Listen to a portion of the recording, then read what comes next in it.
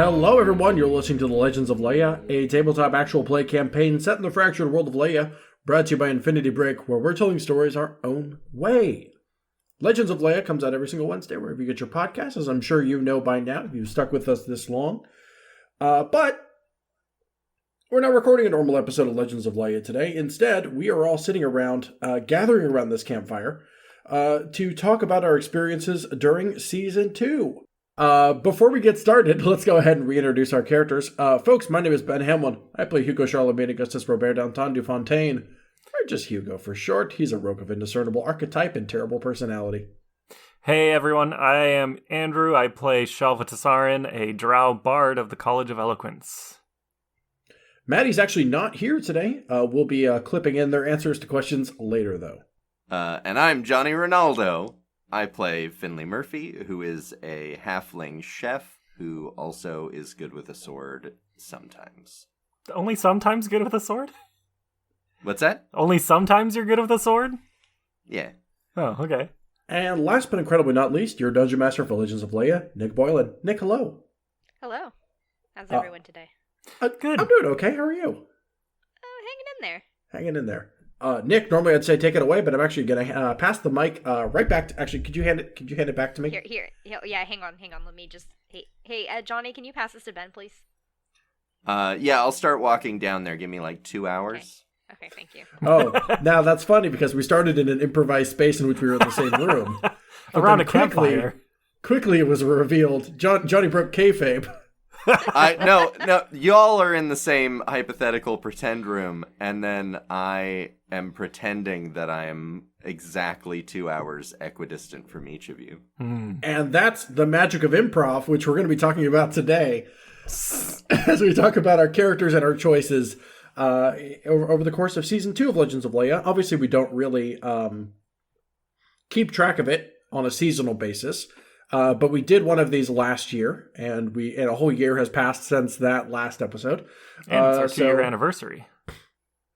It is. It's our 2-year anniversary, so we figured we'd talk about this again. So Johnny, I think our first question is for you. But before that, I do want to kind of summarize for people who may not remember what actually happened over the course of last season. So first things first, I think last season we were still, or rather this time last year, we were still in the underwater temple. I guess it's not explicitly underwater, but it's underneath that island and therefore presumably underwater. It was partially underwater. It was partially parts underwater. Were underwater. The water dungeon. The water dungeon. Good old Zelda water dungeon. And honestly, in the vein of that, the hardest one we'd gone through. Yeah, for sure. That being said, so that, then leaving Dino Island, leaving via ship, fighting that Kraken, saying goodbye to the cast and crew of the not pirate ship, saying goodbye to Luck, meeting Finley Murphy, doing all of that nonsense in the library, killing the vampire den. Hugo lost his hand at some point. There were a couple of shopping episodes. Shalva got laid twice. Let's see. And then we basically kind of figured out the secret hidden backstory of Legends of Leia and what happened a couple generations before us. Met Finley's family, and now here we are. Oh, and the shadow demons of the Ark Camp. Oh yeah, just that little thing. Detail. No big deal. Well, I consider that like part of the present moment because that's kind of the arc we're still in right now.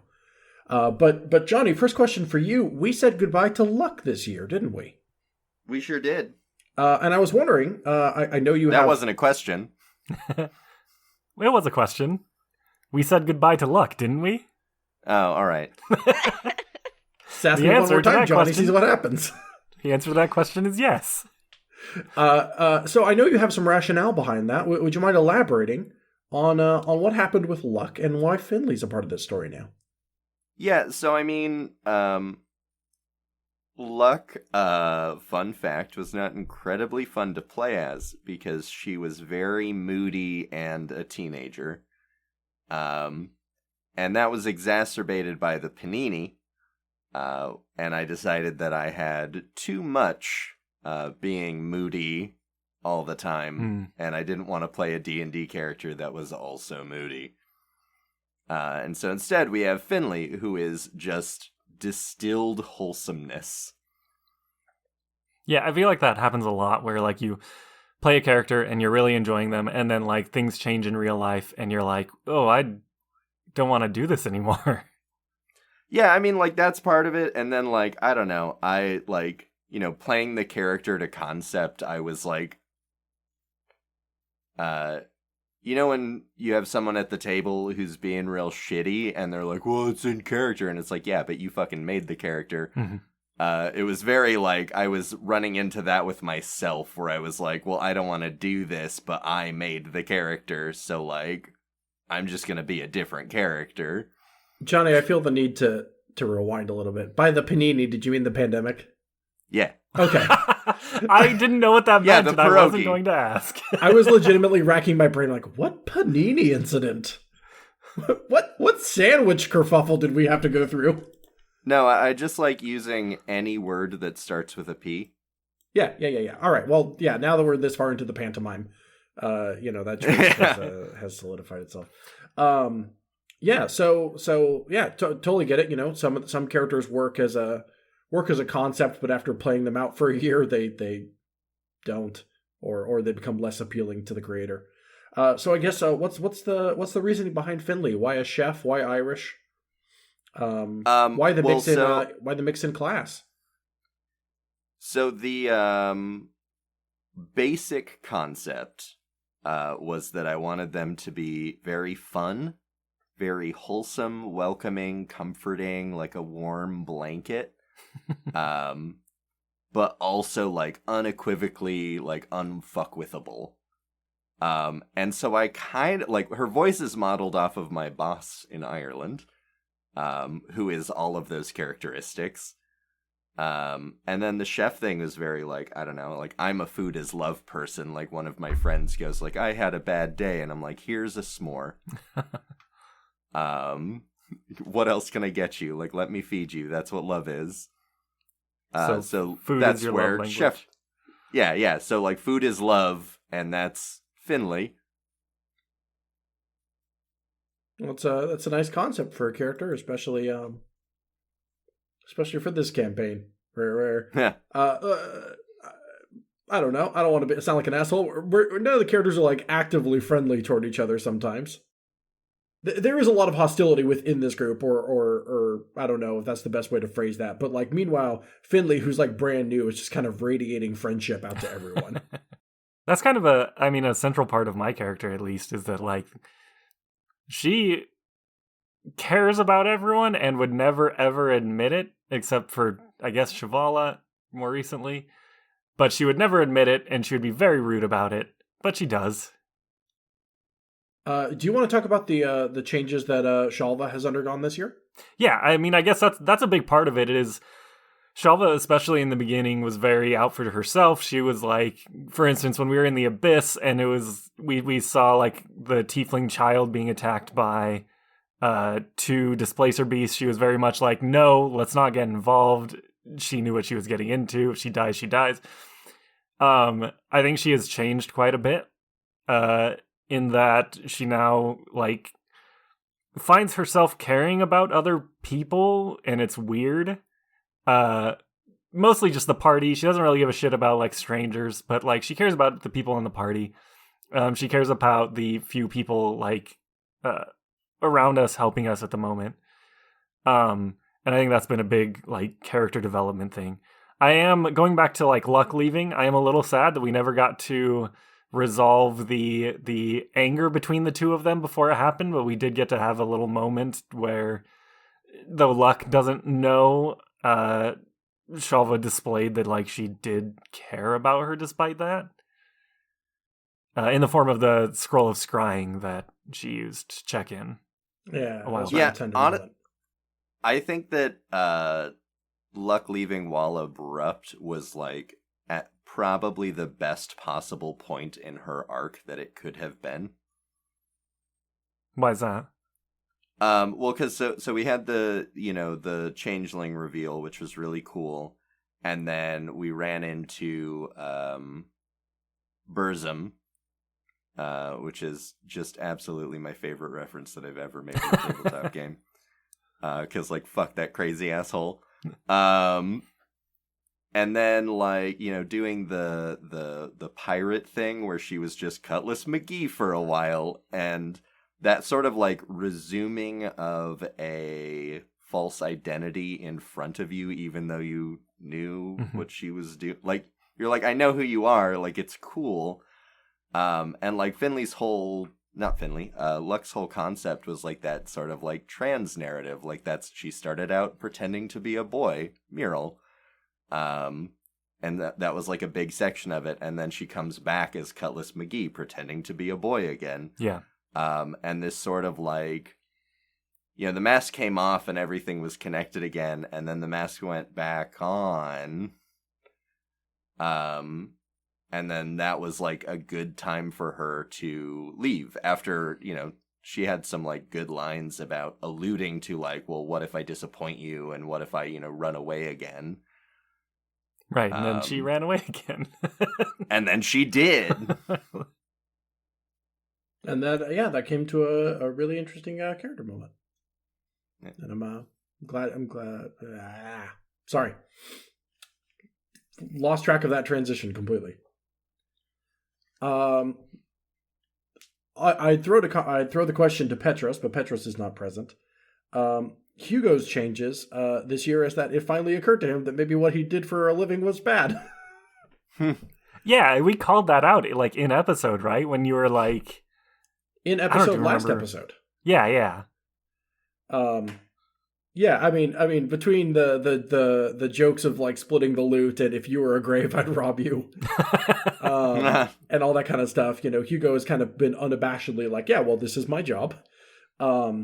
And I think it was in the last episode, or I guess maybe 2 episodes ago, when we were having the conversation about, like, yeah, well, maybe these artifacts should have never left their final resting place, because now we wouldn't have been having to deal with all of this paranoia over, like, who's out there and you know, what they could be planning and all that, and the world wouldn't be in the danger that it is. And I think Hugo verbalized specifically, like, well, maybe we should have never stole. Oh shit. Yeah. Like, well, I think you said that, and then then Shalva was like, wow, I didn't expect you to say that, Hugo. Yeah. Well, because I mean, like, I talked about this in the last behind the scenes special that we did, was that the point of Hugo was to point out the maybe just one of the core conceits of Dungeons and Dragons being, like, stealing gold from tombs is maybe a bad concept, or if not bad, at least a problematic one. And that, you know, Hugo was going to go, like, full force into that. And yeah, so it's nice to see the cracks forming as he realizes that his adventures, not in vain, but might have been necessary at the very least. Outwardly evil at the most. So anyway, that's fun to tackle and to start going down that path, especially as we deal with Hugo Senior, older Hugo. Not his dad, right? No, just a mentor. Not okay, his papa. So not literally Hugo Senior. No. But the Hugo that is older and evil, more evil than Hugo. Nick, I guess I could throw the question to you about any NPCs. Obviously, you kind of play. I mean, obviously you play everyone, but you kind of play to party members. You kind of have your own player characters, even though you're the DM. How have Korea and Shivala changed this year? Well, I would say that Korea hasn't really. Her biggest change was just that she was still around. Shivala was originally supposed to be the villain. And really? I changed my mind about that early last year because I realized that I liked them too much, and I know that what was going to end up happening was that they were either going to have to leave or die. And I like them too much. I think you Like, you I don't- famously tried to kill them. Yeah, in the beginning I did. But it's like different when you, the dungeon master, do it versus when you know that they're gonna have to face off against the party. Hmm. That, and then I just like the way that I thought about their character kind of changed as time went on, because I realized that I liked them better as like an unknowing, like unwitting victim rather than the big bad spying on everyone the whole time. Mm-hmm. So, yeah, in the end, they stopped being the villain. That was their biggest change. Do you want to talk specifically about the realiving incident that happened? I did have that plan for a long time after I decided, the beginning of last year, when I decided I didn't want them to be the villain anymore. I realized that I was going to want to somehow establish how serious the actual villain was. And I had already set up at that point the abilities that the villain gives to others. And I was like, well, what's the best way that I can express how dangerous that is? It's like, okay, we'll take it away in front of them.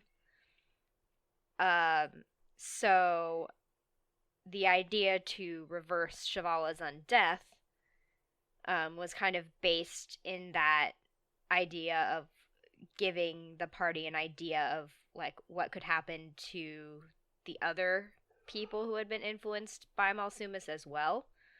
Because obviously Shavala is not the only character in the world that has been influenced by or given powers by this entity. So I was like, I'll do it to someone close to you so that you realize how serious it is.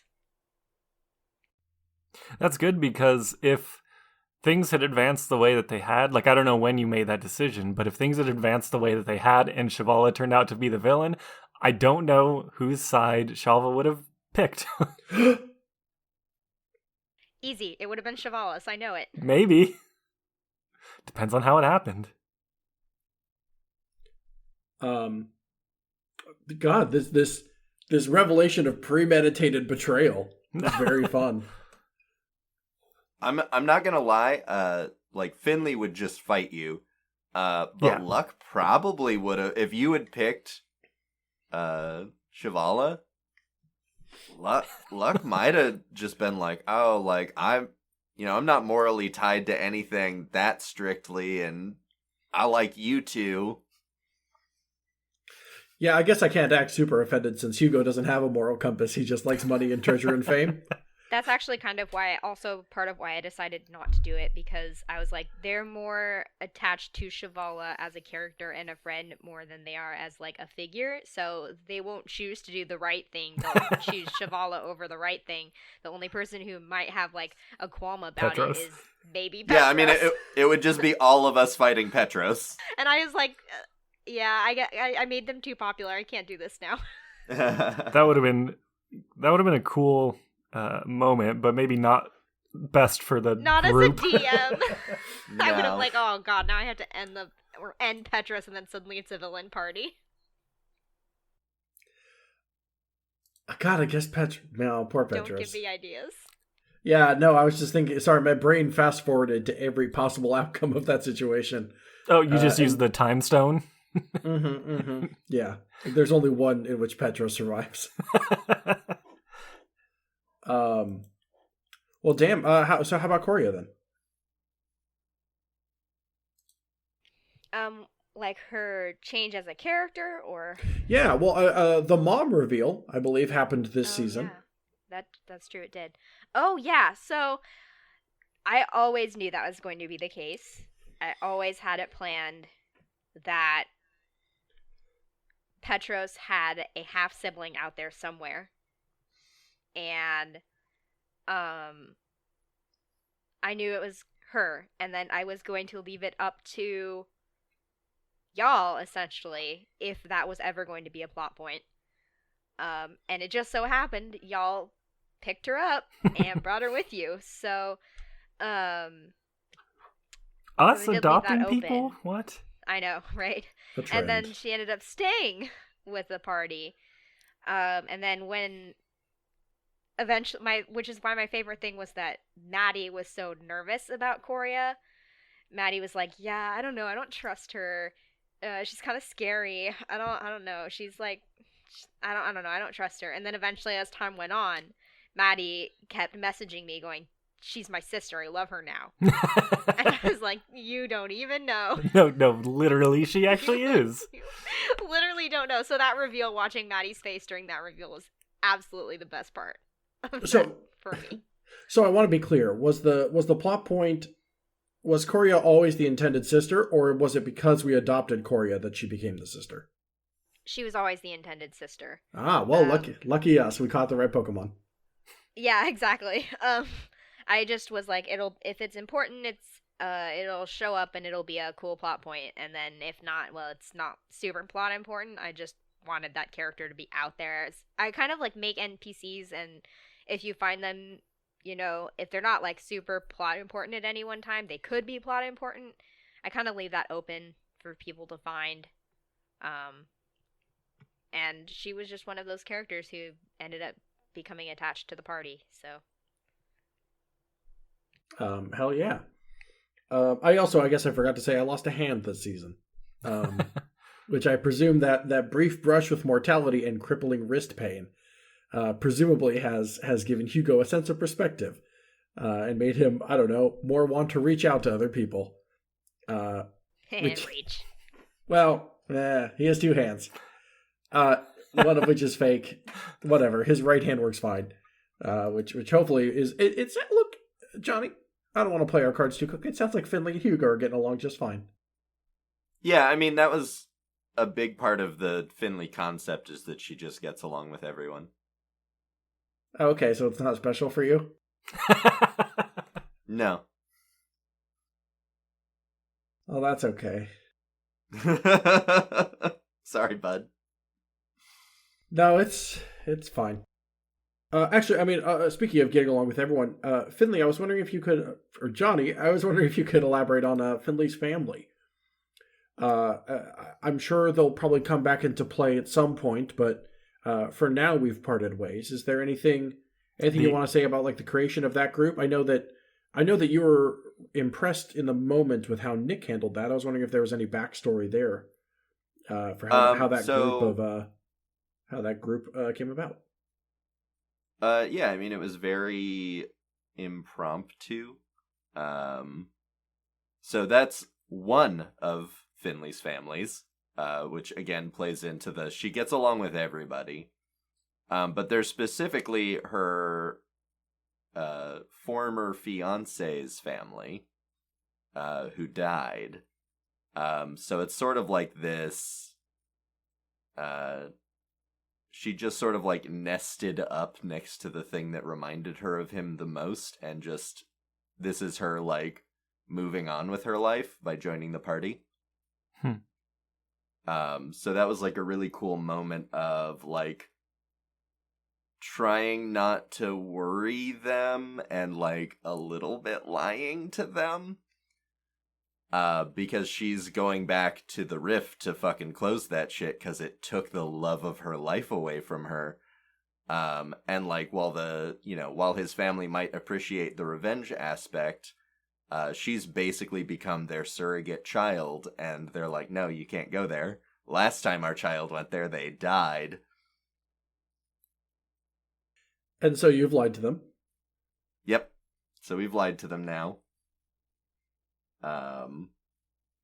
But yeah, so that was really like fun and cool, getting to like design this thruple, non-standard family structure, with their surrogate adopted halfling. And two of the three of them are actually taken from a like encounter that I use in my campaigns sometimes, which is a town is like, hey, there's these horrible orcs near the town setting up a war camp. And then the party gets there, and it's a cute little cottage, and just this like gay couple of orcs that are like, yeah, people just scared because we're orcs. Mm. You do like your gay orcs, don't you? I love a gay orc. Who doesn't? Speaking of Petros, I was wondering if... No, I don't have a question. I'm sorry. We've dug a lot into the backstory of Laia. I've kind of got questions for all of you about that. And I was wondering, for those of you who more strongly participated in the library scene, Hugo didn't, really. Except for signing copies of his adventuring books and autobiographies, which are then make them worth more at the library. I was wondering why you selected those pieces of lore, why you wanted to tap into those individual parts of Laia. And Nick, I'll extend the question as to like why does that backstory matter? Is there anything else you wanted to share with us that we didn't tap into? Maybe stuff that you're saving for a later date. So feel free to answer that cautiously. Who wants to go first? I guess did Finley participate? She got a cookbook. Oh, that's right. Yeah. All right. So I guess looked Andy's up question stupid recipes. This is definitely a Maddie question, a Maddie and Andrew question, because both of them had some serious character moments in that episode. Well, I will speak for Petros since Maddie's not here, so I'm just going to do Petros's part. No. For Shalva, the library was a chance to look into something that is kind of a core, well, not kind of, it's literally a core part of her backstory and of her story and of her anger. And it's very much like a revenge thing for her. Whether or not that's like, whenever I write a backstory, I try to put stuff in there that's like, maybe this will come up. Maybe the DM can use this eventually, or maybe not. And if not, that's fine too. And honestly, that was something that I didn't ever expect to really come up. I expected to just kind of have a hatred of the priests of Bahamut, and that would just be a thing. But then we saw this opportunity, so it was like, all right, I'm going to research this because this is a chance to do that. But, you know, finding the person that was responsible for everything that happened in her life, basically, that she blames, and then having the opportunity to go and confront that person, whatever that ends up looking like. That was the only thing I looked up there. And you'll recall that she tore out the page instead of like writing anything down specifically. And I think that is because of her own paranoia or obsession, maybe, of like, no, I want to take the actual page that has the official writing and everything on it. I'm not just going to write this down. Right, wanting a record of it. Yeah. What do you think that confrontation might look like if you ever get the chance? I think I don't think it's going to be as straightforward as I picture it in my head. If it happens, because I think that Nick is going to choose a more interesting path than just like getting there and me killing him or something. My name is Shalva Tazarian. Yeah, exactly. I think there Do you will like be that some. I know your name these days. By the way? I'm sure there will be some moral dilemma going on, where it's like, oh, this guy is actually a good person, or like doing something good, or I don't know, something like that. So I picture it as either it probably goes one of two ways. Shalva gets there, tries to split off from the party stops her, or something like that, because you probably shouldn't just go kill this guy. Or she goes off on her own and tries to do something and either takes her revenge or decides to grow as a person and not forgive, but more like forget. Yeah, totally. Time heals all wounds, I guess. Nick, what about you? Is there any... Again, you can save this backstory for later. Is there anything you wanted to share with us? Was there any thought process into writing some of that unlocked plot in that moment? It was mostly just to kind of tie story elements together. Which is why I asked you all what you would be looking up prior to the episode so that I could write information down in a way that could be then easily conveyed in the moment, as if you were reading from a book. Because and that was like that was the point of the story that I wanted to kind of be that coming together point for a bunch of threads that I had already planted. So things like the cult and the entity and the relationship to and the existence of a party of adventurers that had already come before you, characters that I had introduced already at the beginning of the campaign 2 years ago. And like the just to kind of emphasize the feel of an overarching story and also like bring back elements of the plot that had been long ago, and like reaffirm what you guys were trying to do in the beginning, which was find the artifacts, bring the world back together, and then also to remind you guys that someone did give you a letter in the beginning of the campaign to bring that artifact to El Norte. So I was like, I have to bring all of those threads together, and the best way to do that is lore dump when everyone's in the same place so that you can then discuss it. Lore dump indeed, and I do want to go back to that letter and to El Norte in just a second, because it ties into this next question. Is so we each had. Well, actually, you know what? Yeah, I can kind of tie all of these together.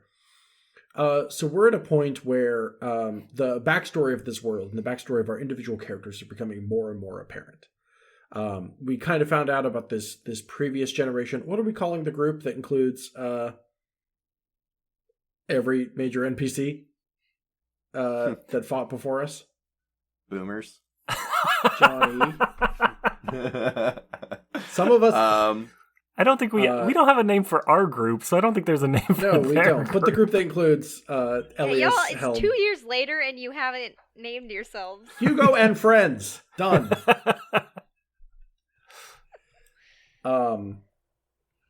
Yeah, so the group that contained Shavala, Elias, Lysaea, Helm, and the Oracle.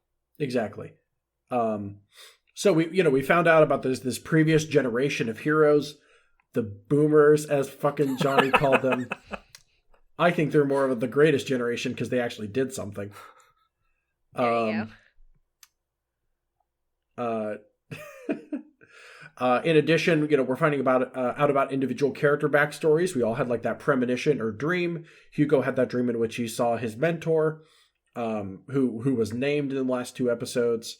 We're getting a glimpse into this broader world behind us, which I know on a continent level story can be kind of difficult when there's like cities in each corner of the world to tie everything together into one cohesive narrative. But it seems like that it's that's the line we're going on for now, and I'm really excited to hear what people kind of think about this past generation of heroes and this past.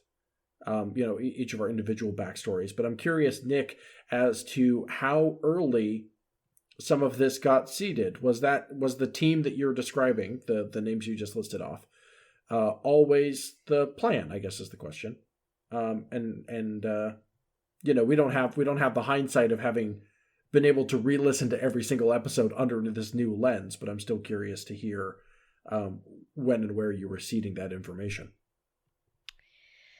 As soon as you met the Oracle, essentially. You and I thought that you guys had kind of already. I had been under the impression that you guys had caught on to this because very early on there was a joke made that Shavala knows everybody. Yeah. And it wasn't until recently that I realized that was just a joke, and it wasn't until I actually revealed that they were all connected and you guys reacted with surprise. And I was like, oh, that was a joke. It wasn't. They it's didn't not that actually deep. see that coming. Oops. But yeah. So, the thing being that every time Shavala ran into someone they knew, there was even though the memories were wiped, when you like have that nostalgic feeling when you see someone after a really long time. You don't know their name, but you like know that you know them from somewhere. So people like Helm and the Oracle reacted that way towards Shavala. And y'all made that joke. You were like, oh yeah, Shavala and the Oracle are totally fucking.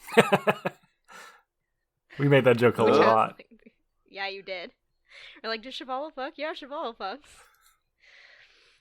But yeah, it was as soon as I introduced the Oracle was when I decided that there was going to be a prior series of adventurers that had pretty much attempted to do the same thing that you did, but had failed for some reason. So. For some reason. For some reason. For some reason. Well, yeah, excited to pick up the pieces of that. Especially since it would appear that Hugo has a more direct connection to the storyline than initially thought.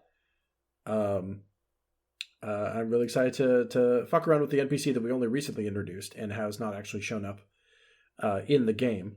I'm not. I can't pretend to be adept at this horrible bastardization of an accent. Oh, I'm not. It is so easy to slip in and out of. Go on, Nick, No. give it your best shoot.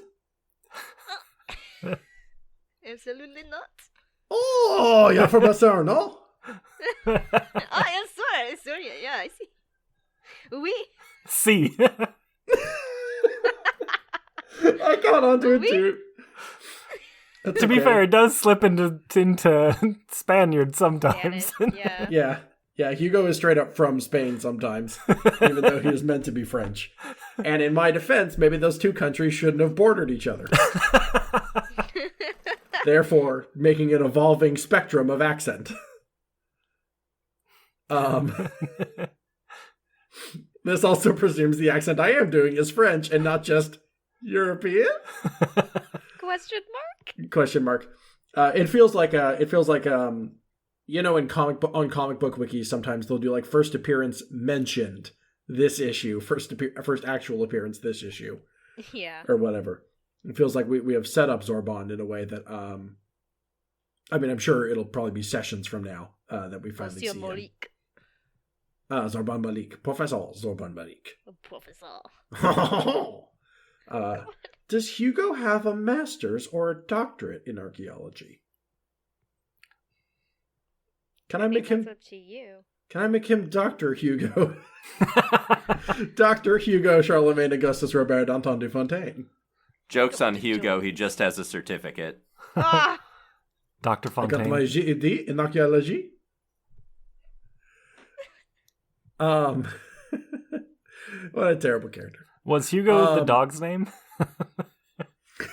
Yeah. That is a many-layered joke that only Ben knows about. Nick, shut up.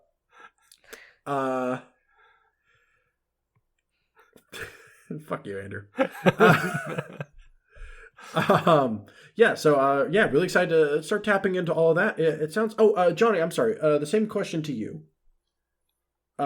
Which is you know, are you excited for this kind of generational backstory that's happening here, as well as you know, digging more into your own personal backstory? Did you have a vision or a memory or a premonition? I can't remember. Mine was just a memory.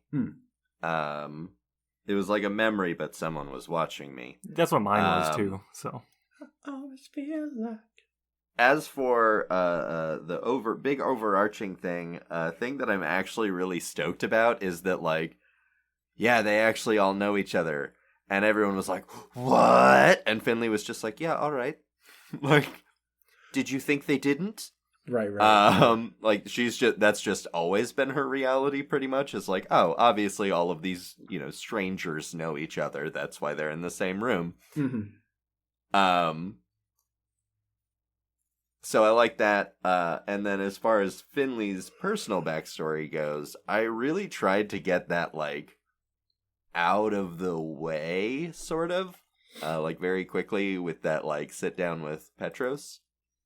Because, like, Lux was this big drag-on thing where, like, every session I had to be, like, very careful about what I was saying. So Finley was, in rejection of that, very hard on the sleeve. Like, I'm just going to talk about my feelings. This is what happened to me. This is my trauma. This is why I'm like this. Cool, let's go.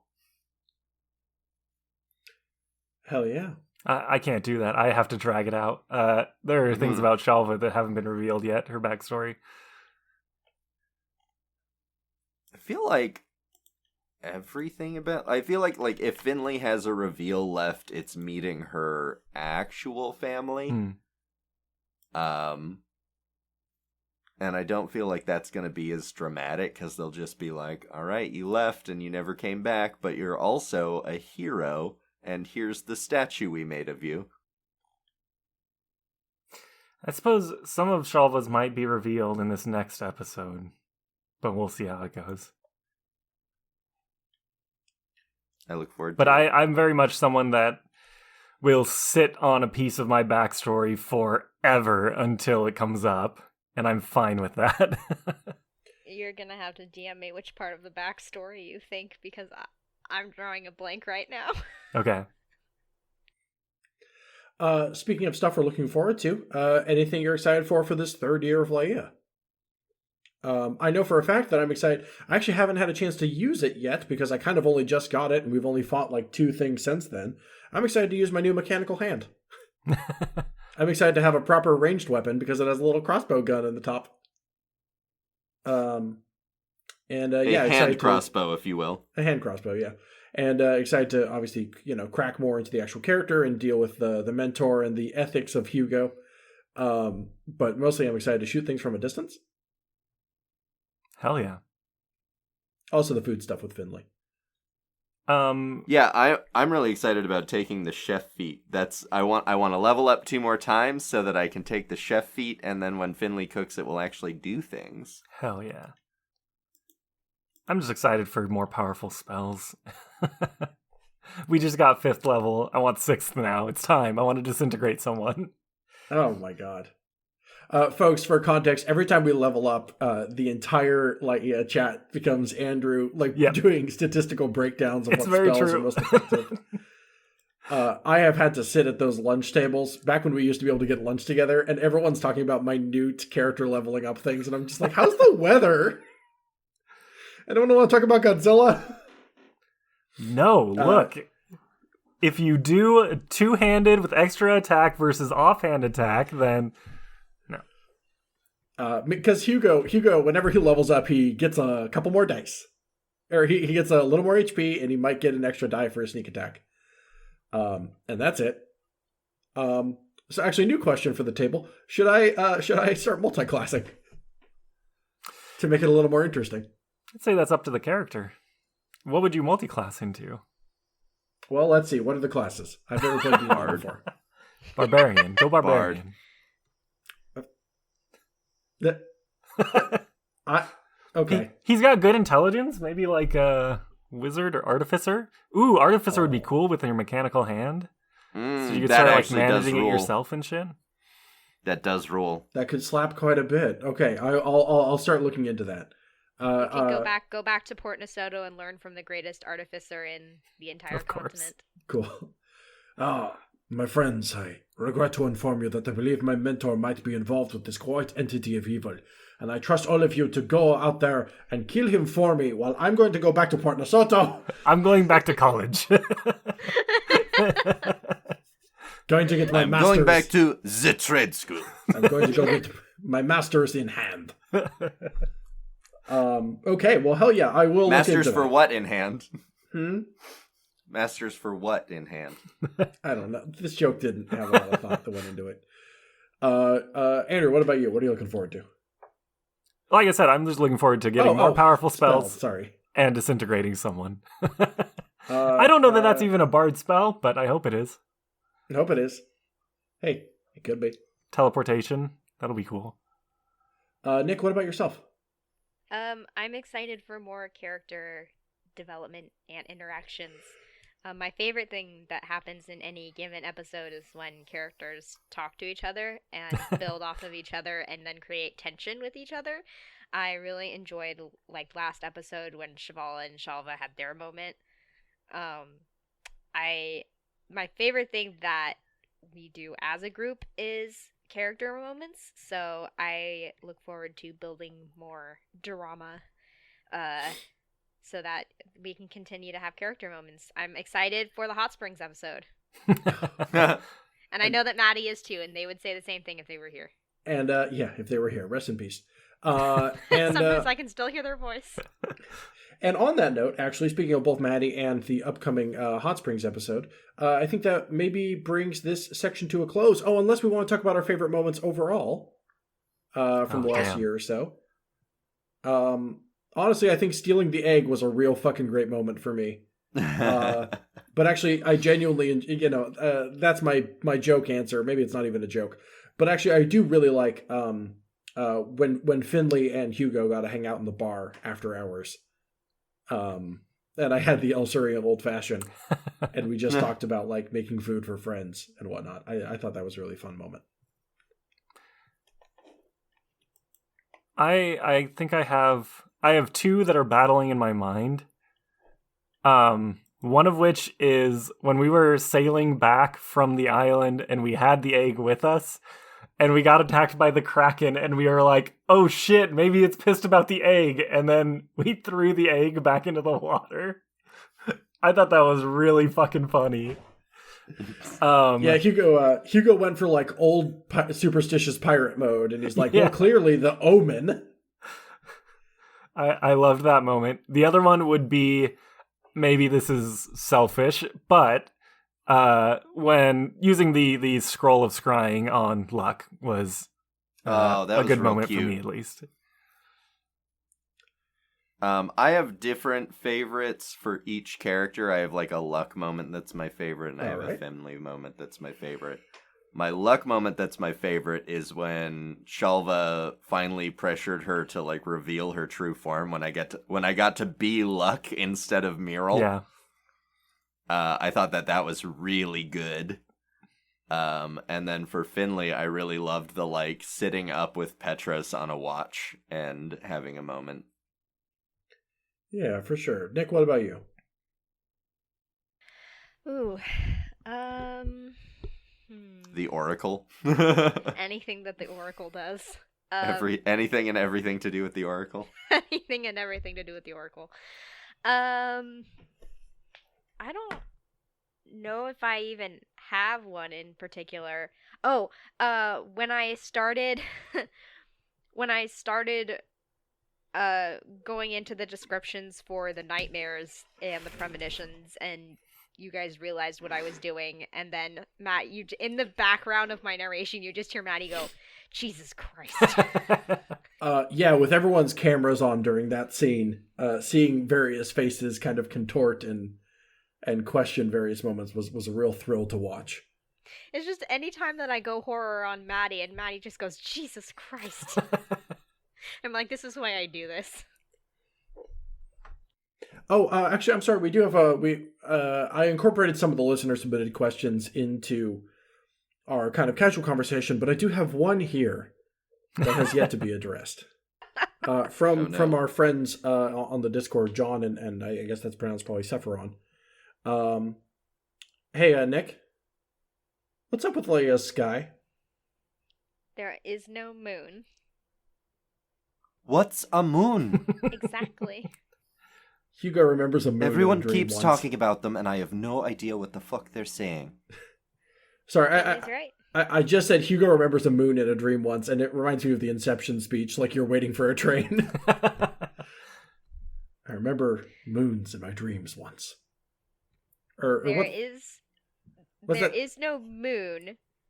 The sky is a bunch of blinking star-like lights. And there are some parts of the continent where it's either always night or always day. Is Leia flat? No, because if it was flat, then only certain parts would be always night or always day. I think Leia's flat. It's my new are theory. This is not a flat. Oh god, Shalva's a flat earther. She's a flat liar. Ooh, Flat that's hard to light. say. She's a flat flat liar. Liar. A flat liar. Flat liar. I mean, yeah, that's the same as here.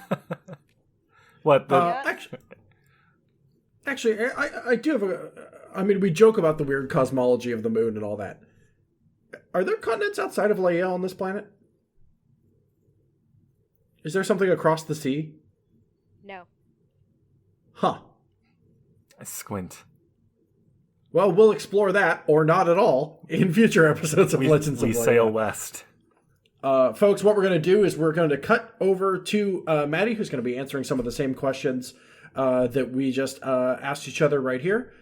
And then, that's the end of the episode. So once again, this has been the second behind-the-scenes special of Legends of Leia. I'd like to do a special thanks, of course, to Andy Wilson, who did our logo, and Johnny Ronaldo, who did our music, as well as Andrew Akel, the current editor of the show. Myself as producer, and I guess Nick as DM, and Maddie's here too. And thank you everyone who listened over the course of the last 2 years or helped us gain new fans. We highly appreciate it. We highly appreciate that you have taken the time to become part of the show and give us feedback and enjoy this adventure with us. So thank you so much for being a part of that. And thank you all for being such wonderful players.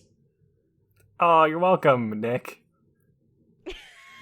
To co-players to play around with, because we're all on the same team. I was trying to be nice to you, Andrew. Meet me downstairs and get ready to fucking fight. All right, let's take this outside. Thank you so much for joining us, everyone. Let's go over to Maddie.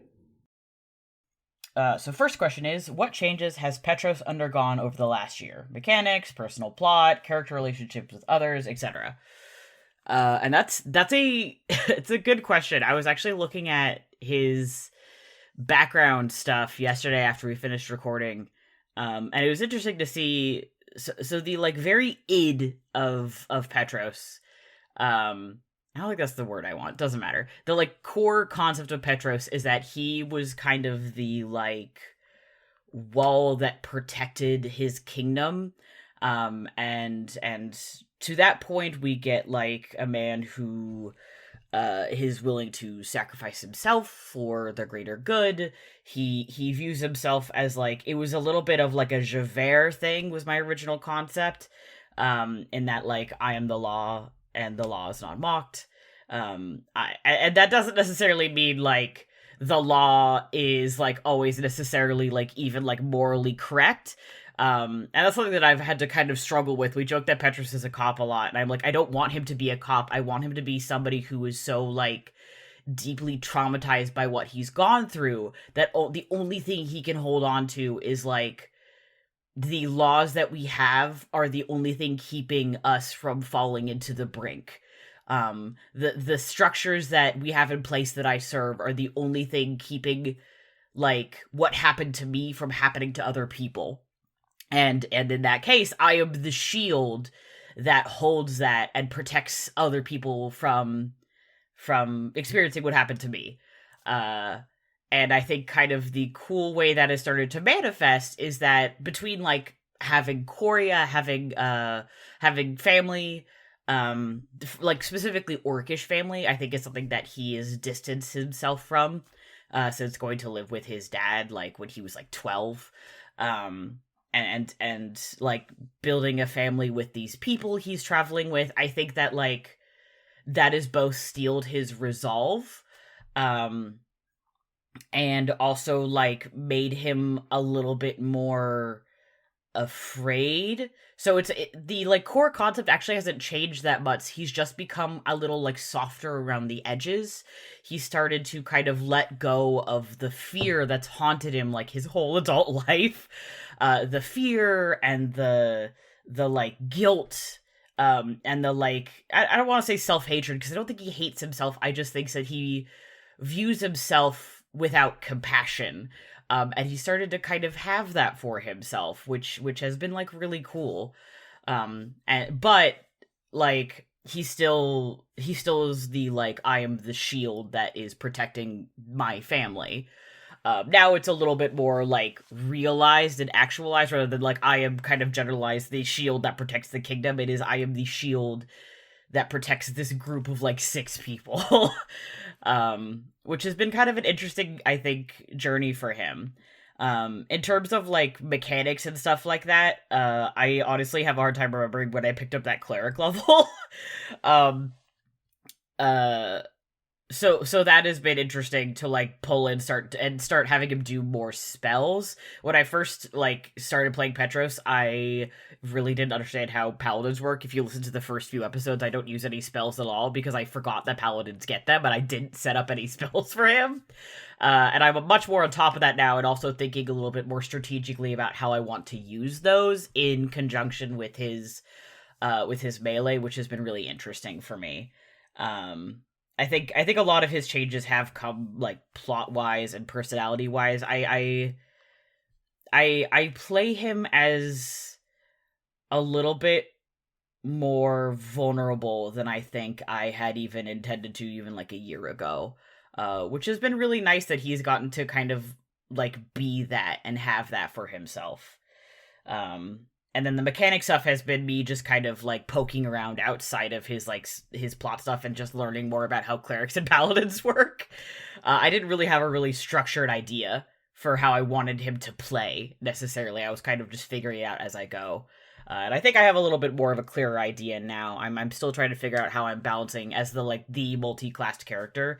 I'm having a little trouble figuring out how I want to kind of balance the 2 classes. Especially because both of them get such interesting stuff.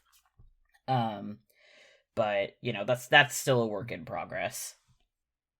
Oh, character relationships with others is also another piece of that question.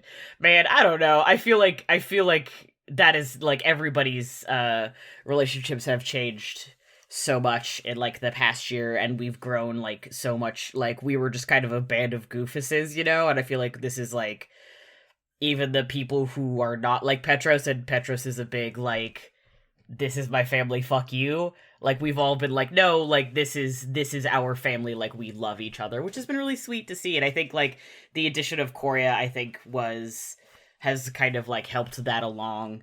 Especially for Petros, now that he, like, has a sibling. As someone who, like, has a million siblings. I was reading a Sneeple message when I fucking said that. As someone who has a million siblings, I love that Nick was like, Petros gets to have a sibling now, because I think that is something that he is well suited for, is being an older sibling. I think he thinks of himself as an older sibling to a lot of the, like, paladins he helped train, but I think having, like, a sister who he can, like, guide through the process of, like, learning more about Melora and, like, coming in tune with her magic, and they have that kind of shared issue with their mom. I think that's been really good for him, because, like, he's very tight with his dad, which we haven't got to see very much, and, like, he and his dad have a great relationship, but there hasn't really been anybody he could talk to about, like, the issues he had with his mom, and I think that's really nice that he's got to have that. And also kind of his friend family also got to kind of see that side of him, which I think was cool. And next question is, what were some of your favorite moments of the past year of game? I assume that's the game. And that's a tricky one because my memory is so shit. I have trouble sometimes remembering, like, what happened this year and what happened in, like, the past, like, couple years. You know, it all kind of blends together for me a little bit. I think, like, cool memories were, like, any moments that any moments that Petros has got to have where he is, like, he's got to have, like, emotional heart-to-hearts with people, about, like, himself, about where people have opened up to him and have made it clear, like, they care about him and they trust him. So I'm thinking of, like, when Luck left and they got to have that kind of goodbye at the boat, I think was really cool for me. I think, like, when Finley and this is Johnny related. I love you, Johnny. When Finley and Petros got to have that talk about, like, being warriors and, like, giving up a lot and kind of their, like, traumatic war memories, I think that was really important to him. The moment where he summoned Atkros for the first time, And there was this like moment of almost like healing for him where like it came from the sea, and yeah, it had kind of like the fucked up skull things, but there was this idea that I think he's always been so afraid that like the darkness in him like consumed any like good he had or anything that was given to him by Melora, and the idea that the two could maybe live in harmony I think was really like cool for him. And also it's kind of been nice to see like his evolving relationships with like specific people like Shalva and Hugo, where like it's clear that we all like trust each other and like have been through a lot together. That's like been very fun for me. I've liked all the little like individual character moments that like don't necessarily stand out, but they kind of come together to build a greater picture of like his relationships with other people. Those have all been very fun. Why did you look for what you did in the library? How did that affect your story going forward? What do you think about the vision you experienced after the library scenes? So this is fun. A lot of what I looked for in the library was me kind of metagaming a little bit, which is not necessarily something I always like to do. That's a fucking lie. I just lied to our podcast listeners. The way I like to metagame is I tend to be like, hey, is this a puzzle for babies? Like, am I overthinking this question? For me, in the library stuff, what I was looking for is we don't have any information about the artifacts. You know, we're gathering them, but we don't know anything about where they come from. Like, I feel like this is a really great opportunity for us to do some research and kind of get an idea of, like, what we're even trying to, like, head into, you know? Like, he didn't have anything that was like personal that he wanted to look up. I think for me and for Petros, it was really a like, we're really starting to get into the shit now, and I need to figure out what we're getting into. You know, he wanted the lore, as it were. You know, I mostly just wanted additional information, you know? And I knew that Nick had a bunch of stuff planned, and I wanted to kind of, like, tease out as much as I could so I could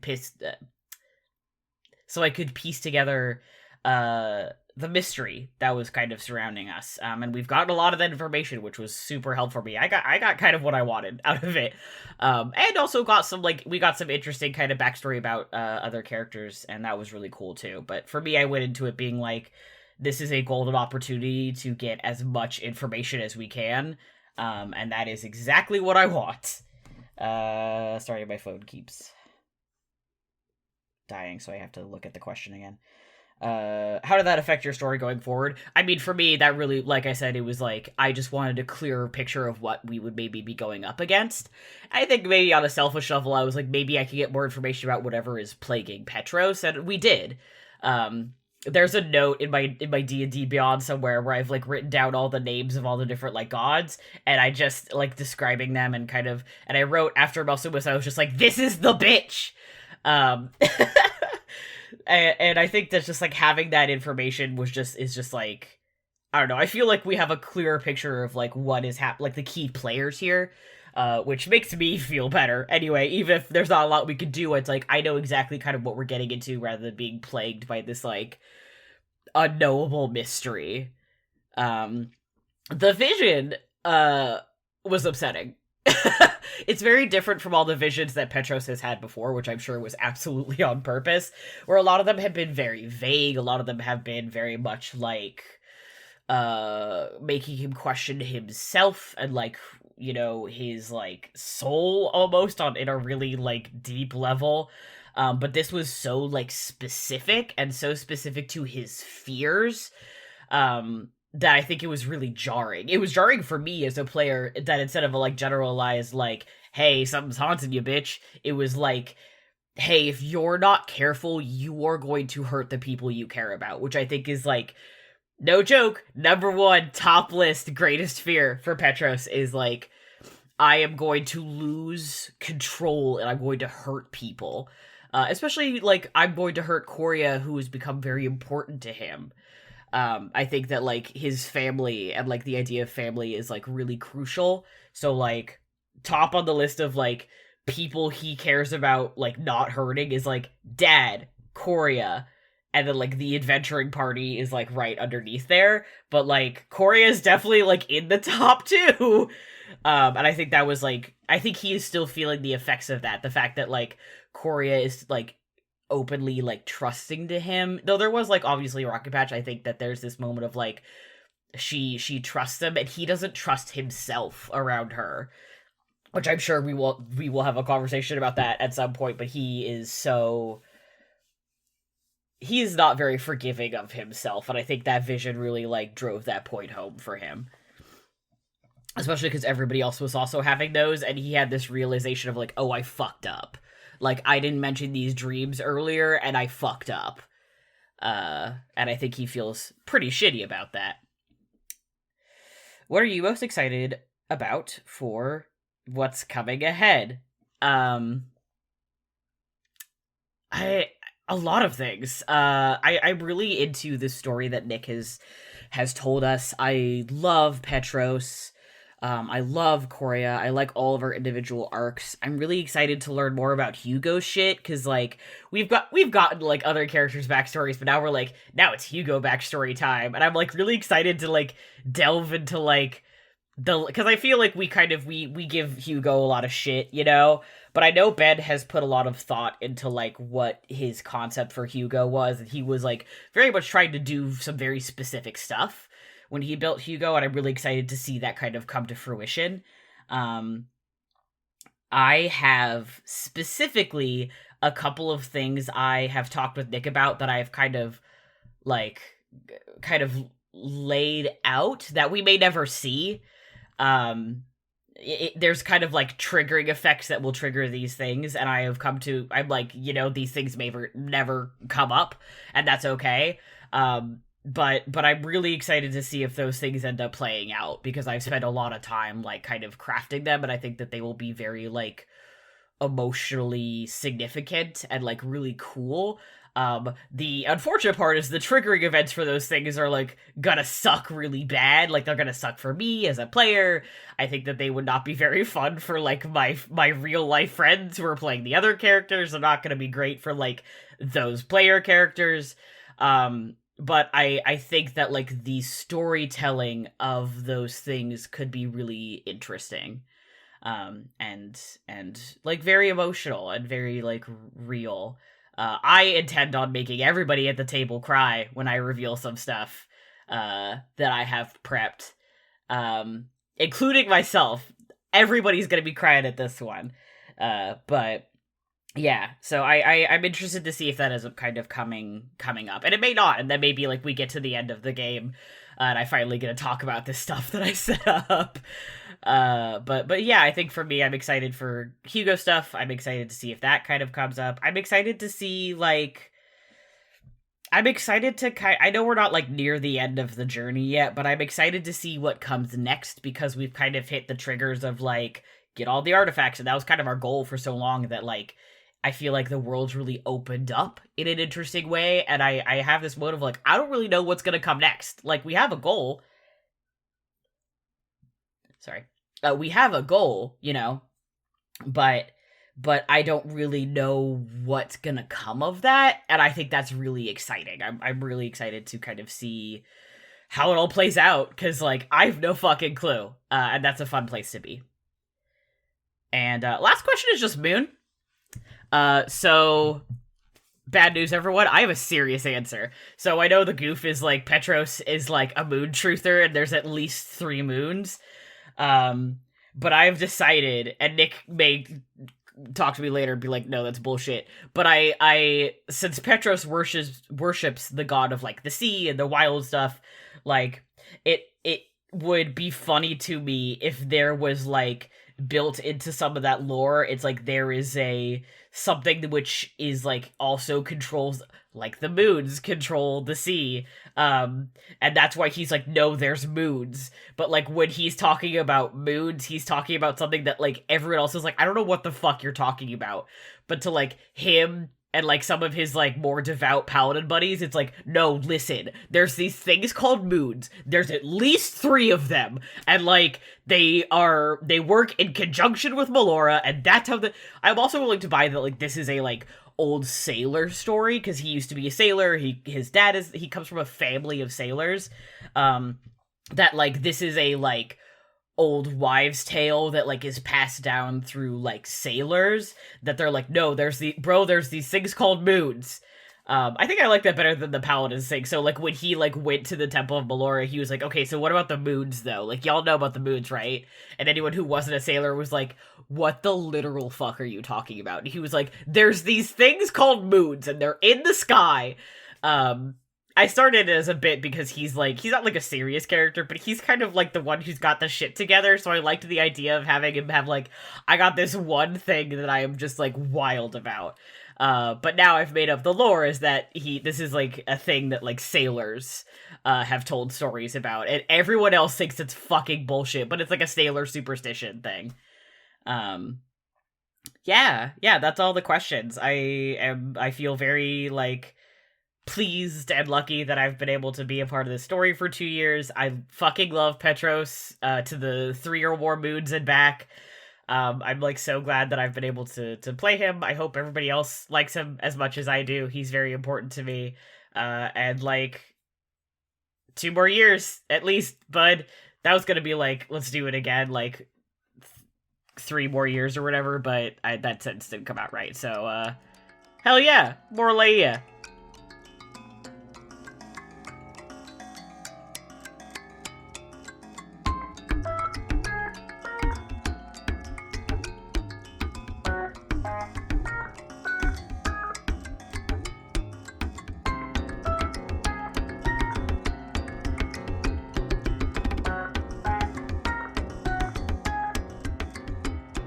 The show you've just been listening to was The Legends of Laia, brought to you by Infinity Brick, where we're telling stories our own way. This show is dungeon mastered by Nikki Boylan, edited by Andrew Akel, and produced by Ben Hamlin. It features the voices of Andrew Akel, Ben Hamlin, Matty Trumbo Gomes, and Johnny Ronaldo. Our music is by Johnny Ronaldo, and our logo is by Andy Wilson. You can check out all of our other shows at infinitybreak.net and support us on Patreon at patreon.com/infinitybreak, where there will be plenty of Legends of Laia bonus content. We appreciate your help in spreading the word about our adventure and leaving a 5-star review wherever you can. Thank you very much for listening. We'll see you next week.